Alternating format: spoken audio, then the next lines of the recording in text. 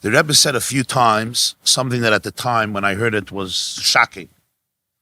And I have to say, until today, I never really heard a real adequate explanation. And it was hard to digest. The Rebbe said a few times these words, Nestaima Avodas HaBirurim. The work of Birurim has been completed. Which, to clarify what that means is, much of Kabbalah and much of Chassidus and much of Machshava and Ashkafa is based on Avodas HaBirurim. Avodas HaBirurim means that a Jew in this world is always doing Birurim. You're always refining, separating, revealing, and extracting the holy sparks wherever they are. When you eat them, when you learn them, when you daven them, when you do business, and when you travel, and when you sleep, and when you talk, and when you relocate somewhere, we're always involved in Birurim. We elevate the sparks, we extract the sparks, we separate the good from the bad. Boire, right? Like Shabbos, you don't do boire, you don't separate the bad from the... We're always separating. The Rebbe said in 19 Tovshenun, non Aleph, 1991, Nestaima Avodas HaBirurim. The work of Birurim has ended. And now is a new phase. It's the phase of opening ourselves up to the energy of Geula. And he said the energy of Geula is already in the world. But if your eyes are closed, you can't perceive it. So with Efen in there, you have to open your eyes. Intense words, I heard them myself. But it needs hamtaka. What does it mean? What does this mean? There's no birurim anymore? The good and the bad, there's no bad? It's all been separated? Everything is refined? There's mamash, no toiv and rad, all, really? You look at the world, doesn't mamash seem that way? I mean, the corona doesn't agree, apparently. And some other stuff besides the corona. Like, what is happening? Perhaps there's a very, very, a leader of a generation puts his finger on the pulse of a generation. And not just of that generation, but of a future generation that's now emerging. And it seems to me, perhaps, that you'll agree or you'll disagree, that from that time, at least consciously, there emerged a new generation. And it's probably, those words, Nestaima Avodas HaBirurim, is probably the most articulate description of it. Yeah. Description of who we are. Yeah. How do you capture a generation, a milieu, in 3 words? Well, if you have your finger on the pulse of the spiritual energy of a generation, you could put it in 3 words. Nestaima Avodas HaBirurim. Because what are we seeing now? What are we seeing now? And how do we make sense of it? How do we articulate it? How do we express it to ourselves and to other people? And it seems to me that perhaps what the Rebbe was suggesting, what the Rebbe was communicating, the light that he was trying to share with the Jewish people at the time, was you really are going to have to open your eyes and tune in to the fact that there is a deeper reality unfolding, even if you will stubbornly insist that it's not, because it's really going out of your comfort zone. And what is this new reality?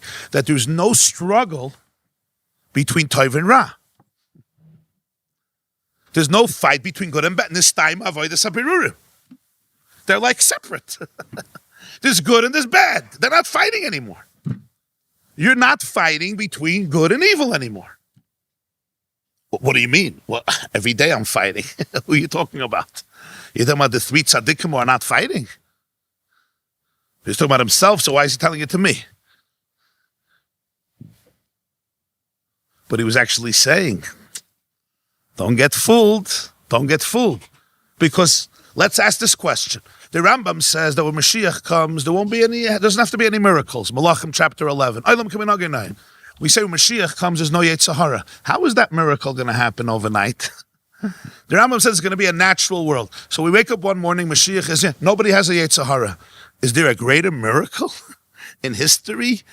Is even splitting of the sea or resurrection of the dead any close to going like this? Mashiach is here, there's no Yetzer Hara. How did that happen? Unless it's already happening. Because what we're seeing now is that people actually don't have a Yetzer Hara for evil. What they do have is a lack of faith that they don't have a Yetzer Hara for evil. What we all have is a perception that I'm bad. That's the Yetzer Hara. The Yetzer Hara today is that it's hard for me to believe how good I am. It's hard for me to accept how powerful I am. It's hard for me to accept that I am Hashem's manifestation in this world for real. Me with all my issues and skeletons, this person is as good as it gets. So what's the Yetzer Hara today? The Yetzer Hara is the insistence that Avodas HaBirurim didn't finish. That we're all still stuck in this crazy negativity. When the truth is that you are already the embodiment of the spark of Mashiach in your life, which means you are a conduit for infinite love, for infinite light, for infinite hope, for infinite compassion, for infinite wisdom, for infinite truth, for infinite healing, and for infinite redemption. That's the truth. But I'm not feeling it. I'm feeling a lot of other stuff.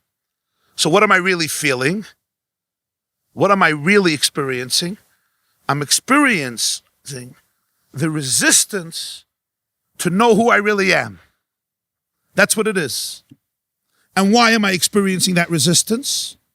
Because Mashiach has to be revealed in that resistance too. Revealing that even that resistance is coming from a place of innocence. That I'm just trying to survive and trying to be good and trying to be holy and trying to find God. In other words, we're living in the greatest generation of history. But it's too good to be true. That's what everybody's thinking.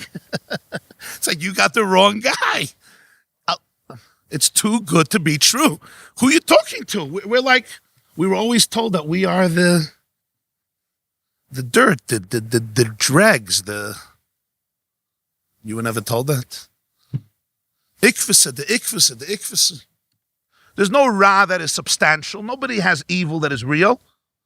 There's no authentic evil. There's brokenness. There's fragmentation. There's loneliness. There's despondency. There's depression.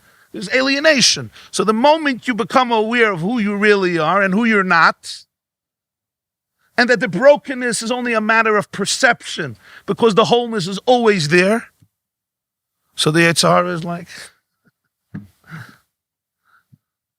the Yetzer Hara is already the Yetzer Taub. You're in an amazing place. You just have to become aware of it. Trauma impairs my core beliefs about myself. So my self-conceptualization is filtered through paralyzed beliefs. At the moment a person is allowed to be who they are, they say, I just want connection. I want connection with my spouse. I want connection with my children. I want connection with Hashem. I want connection with every person. I want connection with humanity. I want connection even with the trees. I want to hug the whole world. The only thing we have to fear is being afraid of our power. That's what we have to be afraid of. We have to be afraid of the fact that we're so afraid of our power. We have come to believe that we belong in Golus. You know, imagine when it says in Brachas, Dav Gimel, that Golus is children who were expelled from their father's table. So we have come to believe that we don't have a seat at the table. So what's the worst thing that can happen to a child? You don't have a seat at your child's table. This is not your home anymore. Telling a child it's not your home. That's Golus. Golus is, I tell myself, I don't have a seat at the table. What's Geula? Geula, the first thing of Geula is, I belong at the table, I have a seat at the table, the door is open, it's not locked, I can come, I'm going to sit there, and you know what's going to happen? I'm going to be embraced. What do we have to learn now? Teres HaGeula. We have mastered Teres HaGolus. We know how to be Jews in Golus. We know how to be Jews even when a part of us is exiled and a part of us is dejected and a part of us is anxious. Now, Rabbi said we need to learn Teres HaGeula. What does it look like to be a Jew in Geula? What does it look like to be a Jew in Yemais HaMashiach, in the days of Mashiach? What does it look like? What does Avos Yisrael look like in Mashiach's times? What does davening look like? What does Torah look like? What does education look like? What does Simcha look like? What does faith look like in Mashiach's times? We have to learn that Torah. So the Rebbe said this time of Avodas HaBirurim in Tavshin Nun Beis. It's 91, 92. Tavshin Nun Beis. Now it's Tavshin Pei Beis. So Nun Beis is what? Samach Beis, Ayin Beis, Pei Beis. So it took Yaakov 14 years to learn Teres HaGolus. Took us 30 years to learn Teres HaGeula. Okay. Yaakov did it 14. Yaakov was a little ahead. He was one of the Avos. Took us 30 years to learn Teres HaGeula.